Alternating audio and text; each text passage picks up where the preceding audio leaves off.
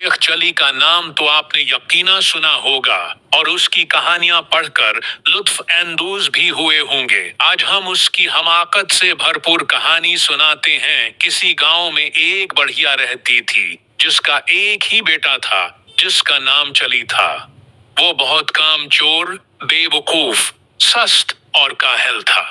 आज से बस एक ही काम आता था, शेखी बघारने का। जहां चंद लोगों को इकट्ठे बैठे देखता, आन के करीब जाकर खुद भी बैठ जाता और उन्हें गुफ्तगू का मौका दिए बगैर अपने झूठे सच्चे कारनामे बयान करने लगता। गांव के लोग उसकी उस आदत से बहुत तंग थे और उसका नाम ही शेख चली रख दिया था।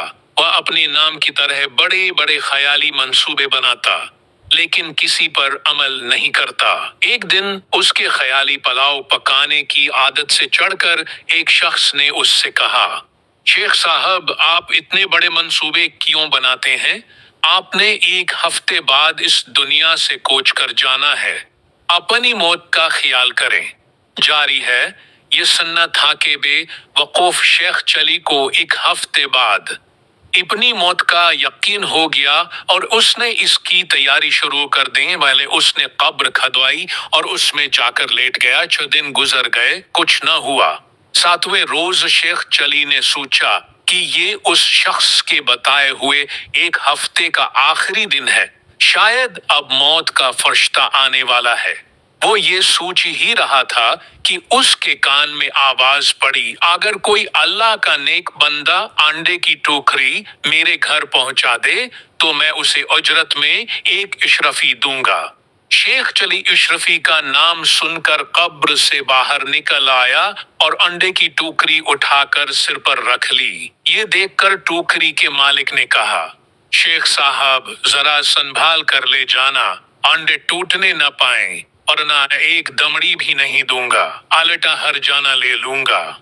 शेख चली बड़े गरूर से बोला, मियां साहब, मैं शेख चली हूँ, कोई छोटा मोटा शख्स नहीं हूँ, पूरा गांव मुझे जानता है।